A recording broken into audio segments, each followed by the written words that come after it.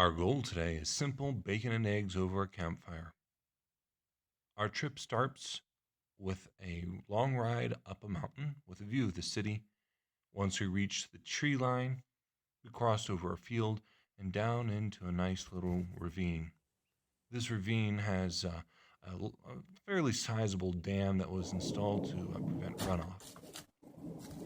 As we head up the ravine, we run into some larger rocks.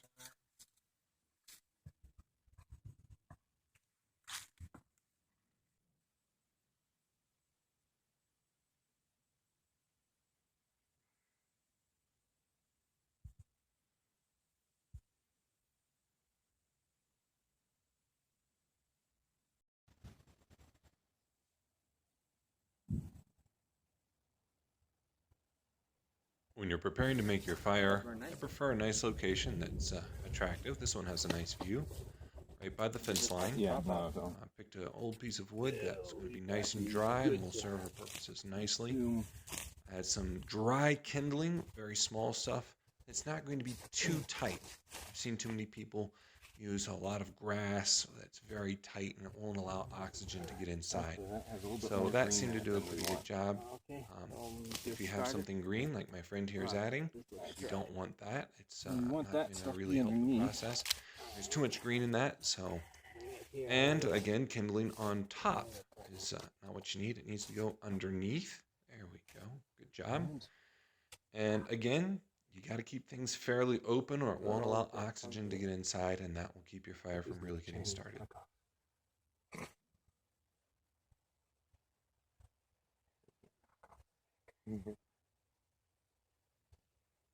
Another thing that so many forget when they're building a fire is that patience is necessary. They keep adding more and more kindling. Like, oh, it's not catching fast enough. Well, just wait. We'll have to be Patient. mindful of our fire control. Give it a little time and things will build. A little bit more. You'll know you'll need to add more fuel because it's going out, not because it hasn't started to burn well enough yet. You actually do want to burn a little bit extra of the area that you aren't going to be using. Burn a little bit around Keep it controlled. That'll allow you to relax That was the plan last while the time. fire burns a little bit. Down. Eventually, you will want to put out your fire, and as you can see, a little stomping action on the grass before it gets out of hand is a good idea.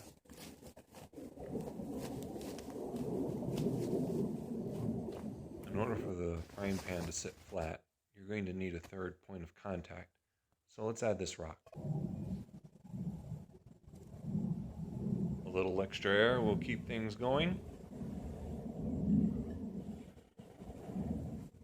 You'll want to balance things to keep the pan flat so that grease doesn't run excessively to one side. But you're also going to want to place the handle in such a way that the flames don't hit it directly.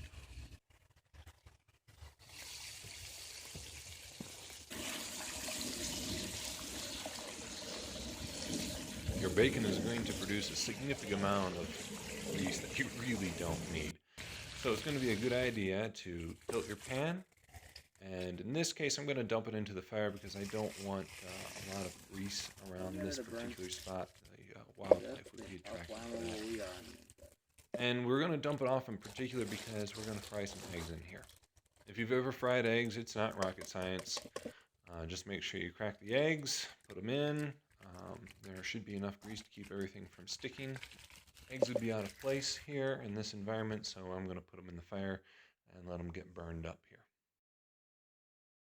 Cook your eggs until they look ready. The bacon will be ready too. Serve it up.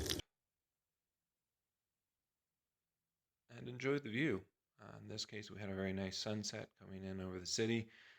And with all the smog and pollution, actually lights up the sky quite nicely. Think that's enough? Probably. Make sure when you're done you put out your campfire. I usually keep some water around, or at least a container if I know there's going to be a water source nearby. Put it out thoroughly, prevent a forest fire.